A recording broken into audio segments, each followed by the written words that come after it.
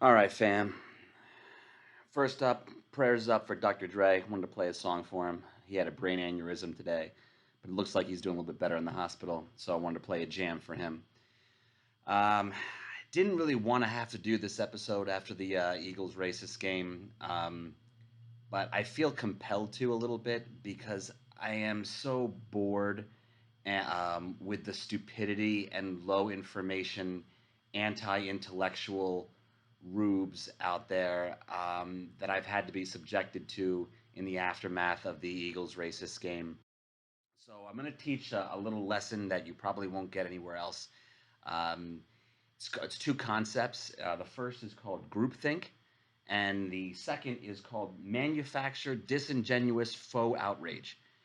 These two categories are the two categories that many talking heads are falling into in the aftermath of the Eagles racist game. But let me just take it from the top. All right, so the Eagles lose 20-14. It kind of went sort of as expected. The Eagles sat virtually all of their major players, but they played Jalen Hurts for 3 quarters, and then they pulled him. The Eagles did okay. They took the lead in a game that meant nothing. Took a 14-10 lead. Eventually, they lose the game 20-14, solidifying their pick at number 6 instead of falling down to 9 or 10. I think in the end it would have been 9. So they gained 3 spots. And in the top 10, that's gigantic. The difference between 6 and 9 is much different than the difference between, say, 23 and 26. Once you get in the top 10, it becomes really, really important. And every spot in the top 10. Because you figure Trevor Lawrence is going to go 1, Fields will go 2 as far as quarterbacks are concerned. So then there are only 3 spots, 3, 4, 5, ahead of the Eagles where skill position players could be taken that the Eagles might want. So it really was a big, big, big loss for the Eagles on Sunday night. And I'm really glad that they lost the game. It's obviously awkward to root for them to lose, but you have to keep the big picture in mind. The goal is not to win games; the goal is to win Super Bowls, and we couldn't win the Super Bowl at that point this year. So let's put ourselves to win a in a position to win a Super Bowl maybe next year or the year after. Um, so so anyway, I didn't really think much of it when I did hear Al Michaels on the broadcast, kind of make a little chirping mention of the fact that he didn't like what the Eagles were doing, and which I kind of just shrugged off, like he's just pissed because NBC is not getting a dramatic game, and so he's annoyed and he's lashing out at people. And there were 2 points where he brought up. The first was when the Eagles went for it on fourth and goal, down 17-14 late in the third quarter, and he was unfortunately uninformed. I actually expect a lot better from Al Michaels because he's really, really one of the best. He's not one of the morons talking heads. So I was disappointed in him because he should remember that, like it or not, that's what Doug Peterson does all the time. I can think of numerous examples where Doug Peterson, close to the goal line, the Super Bowl being one of them, where conventional wisdom says kick the field goal. But he is to a fault, and I grant people who criticize him for doing it all the time when he's overly aggressive at the goal line. But the fact that the Eagles were tanking played no role in that decision. He would have gone for that even if the Eagles were playing for the NFC East title on Sunday night. That is a classic Doug Peterson move to go for it. Whether you like it or not, you can criticize it, but don't bring tanking into it because that had nothing to do with it. So Al Michaels was wrong there. And then, of course, the big story, they pulled Jalen Hurts after that drive, which, again, so I didn't really think much of it when it happened. And then the story kind of built, and it just blew up like a firestorm, went totally viral the next day. And I'm scratching my head. And I, it, I mean, I understand everybody has to be incensed and indignant over everything in life now. You have to have a strong opinion about everything. Everything gets blown out of proportion. It's just the sad reality of politics and sports in today's America. And in a week, people are going to forget about it anyway. They'll move on to the next controversy, whatever happens, wild card weekend. So this will blow over. But it was just pathetic to listen to it on Monday. And then Joe Judge tried to be holier than thou, taking shots at the Eagles. It was pathetic. But regardless, people just need to know this literally happens all the time. Literally all the time. Every single year. Tons of teams do this. Last night, Sunday night was no different. The only thing that made it a little more awkward, I guess, is that they played Hurts for a while and then pulled him out of the game, which Doug Peterson said he was going to do in the week beforehand anyway. He said he wanted to get Sudfeld some reps. I actually thought that Doug Peterson coached that game to perfection, to perfection. And anybody who tells you otherwise is just uninformed, unfortunately. So this is who the Eagles made inactive before the game even started. They made it inactive. Deshaun Jackson, Alshon Jeffrey, Jordan Mailata, Dallas Goedert, Miles Sanders, Fletcher Cox, Derek Barnett, all of whom would have played if that game meant something Sunday night. The only person who probably wouldn't have played was Mailata, who got a concussion against Dallas. But all those other players would have played, and nobody said boo at the beginning of the game. They were just inactive. They were nicked up, and Doug Peterson correctly didn't play them. He played Hurts, which makes perfect sense because you want to see him play. He needs experience, but not too much experience that you risk winning the game, because you don't want to win this game. You want to lose. Now, some people, there's so many examples of teams doing this where they're playing not to win the game. For example, on Sunday, there were two other games where teams literally did not try to win. And against the mantra of Herm Edwards, you play to win the game, which is nonsense. You play to win the Super Bowl. So anyway, the other two games were the Kansas City Chiefs, who played the LA Chargers. Kansas City, nothing to play for, so they sat their starters. They did not try to win the game, period. Period. They did not put the team in a position, the best possible position, to win the game. Now, in Kansas City's a situation, I'm not saying they were trying to lose the game, which the Eagles were. But Kansas City, the bottom line is they were not trying to win the game. They didn't care if they won or lost. What they cared about is not getting people injured. And many people have said that have in the past in those situations have criticized teams like the Chiefs who did that. I remember vividly the mantra of people saying you shouldn't rest starters because there's the risk of getting rusty, and you should just play to win the game. And you balance that against the teams like Andy Reid used to do in 2004, for example, when the Eagles clinched everything with a couple games to play. They pulled virtually all their starters for the last two games. Andy Reid was criticized for not trying to win, and sure enough, the Eagles went to the Super Bowl anyway. But the evaluation was the risk, or the risk of being rusty. But anyway, that's neither here nor there. So Kansas City didn't try to win on Sunday, just like the Eagles didn't try to win on Sunday. Now, the Steelers, even more egregious what they did. The Steelers played the Browns. Browns were hanging on a playoff thread, so the Steelers could have knocked the Browns out of the playoffs if they had won. Plus, Pittsburgh was only playing for the difference between the 2 and the 3 seeds, but it wasn't like they were locked in to their seed. That game did actually mean something in playoff seeding, because if Pittsburgh had won that game and Buffalo had lost their game, Pittsburgh could have leapfrogged Buffalo into the 2 seed instead of being at the 3 seed. Right now, Pittsburgh, by losing that game, and Buffalo won anyway, so it wouldn't have mattered, but they didn't know that because Pittsburgh and Buffalo were playing at the exact same time on Sunday. But Pittsburgh risked not having the opportunity to go to the 2 seed instead of the 3. If they win their game and Buffalo wins their playoff game, it's Pittsburgh at Buffalo. Whereas if Pittsburgh had won on Sunday and Buffalo had lost, that second round game would be Buffalo at Pittsburgh.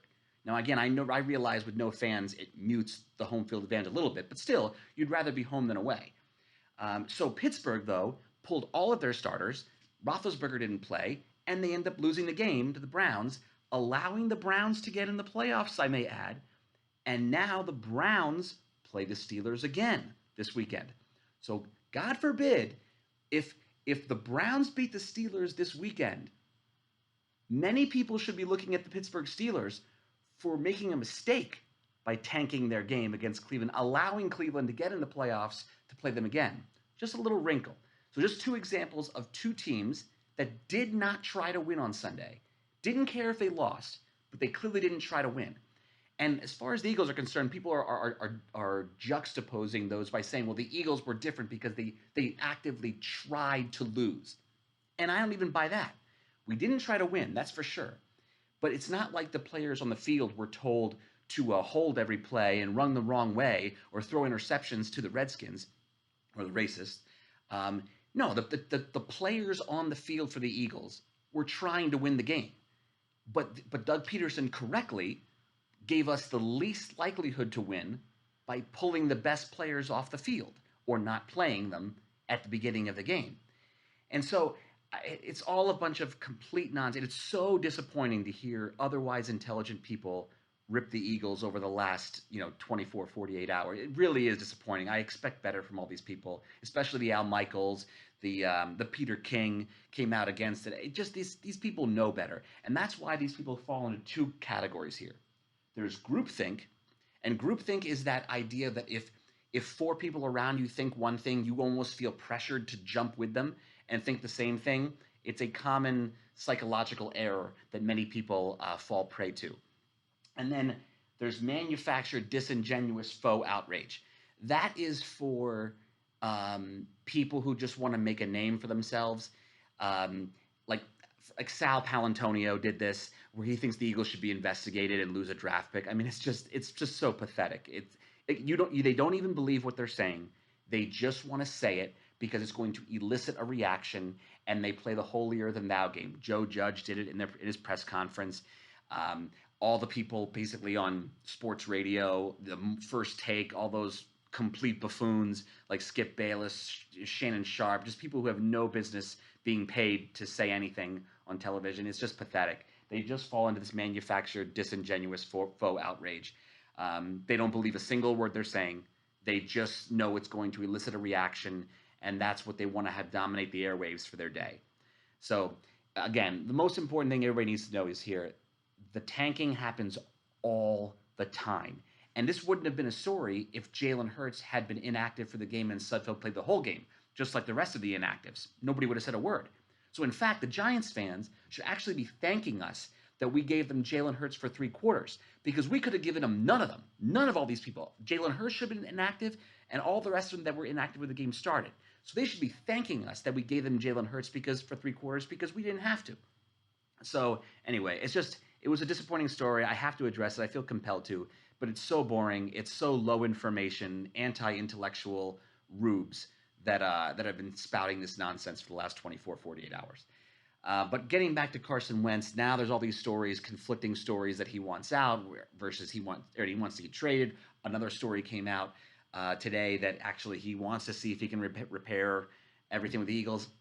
I'll have more thoughts on this as the offseason goes by, but I really think that right now I'm on the fence. I would like to bring them both back and just have a competition in training camp. I mean, that's what I'm leaning towards. I'm not like wedded to that idea, but that's what I'm kind of leaning towards. That way, if Jalen Hurts is amazing, well, then you got to evaluate trading Carson Wentz. And if Carson Wentz is great, then you keep him, and you have Jalen Hurts on a rookie contract, so you can keep him at a cheap rate. The only wrinkle in this plan, though, is the roster bonus that Carson Wentz gets in March. Excuse me. And so I'm not sure how that will play in, because it's a big roster bonus. I think it's like $20 million. But that's the part that I'm not sure would work in my scenario, bringing them both back and having a competition.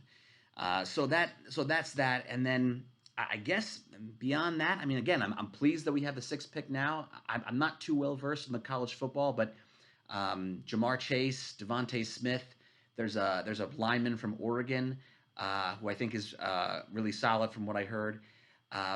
All of those sound good to me. Also, Patrick Surtain, the guy at the corner from Alabama, I think is really good, because obviously we need a corner. So we'll see as we get closer to the draft. I'll be back, though, as things develop in the offseason. And again, when that schedule comes out, don't forget, I'm going to be all over that one too for the road games. And again, I'm going to keep harping on it. Eagles at Las Vegas Raiders. So when that schedule comes out, mark your calendars. That better be an Eagle invasion of Las Vegas. That's about all I have. Everybody take care. Stay safe out there. Stay warm if you're on the East Coast. And I will talk to you guys soon. As far as the playoffs are concerned, my Super Bowl pick, here we go for whatever it's worth. I have Buffalo and Green Bay. That's who I'm going with. I think Aaron Rodgers is a monster. And I think Buffalo might be on a mission. They kind of remind me of that team that's, I mean, they're blowing people out left and right. They're fearless. They're going to have a little bit of a crowd this weekend. They'll have home field for the first two rounds. And if it's Buffalo at Kansas City in the AFC title game, Buffalo just looks so hungry and they look so united as a team that they're really they've gelled. I feel like they're playing in such a united fashion. They want it so bad that I got a feeling Buffalo might take this. But obviously, it could be Kansas City. The AFC is actually pretty interesting. The matchups this weekend. As far as this weekend is concerned, I'll give you my quick picks for whatever that's worth. I'd like Buffalo -6.5. Um, I like Seattle money line over the Rams. I like Tampa Bay to obliterate Washington. Lay the points no matter how much it is. I think Washington has no chance. I think Alex Smith is actually really hurt. They were talking about going in and out with quarterbacks with that Heineke guy. Um, so anyway, we'll see how that goes. And then I with the Cleveland COVID stuff, I think Pittsburgh probably wins that game. I like New Orleans over Chicago. Money line probably on that one. I think Chicago actually may keep that game um, a little close. So we'll see. But that's who I got. Yeah, I think it'll be a good weekend of football. And yeah, I think it's going to be a great playoffs, and we'll see what happens. But Buffalo Green Bay, that's my Super Bowl pick. All right, fam, I'm out.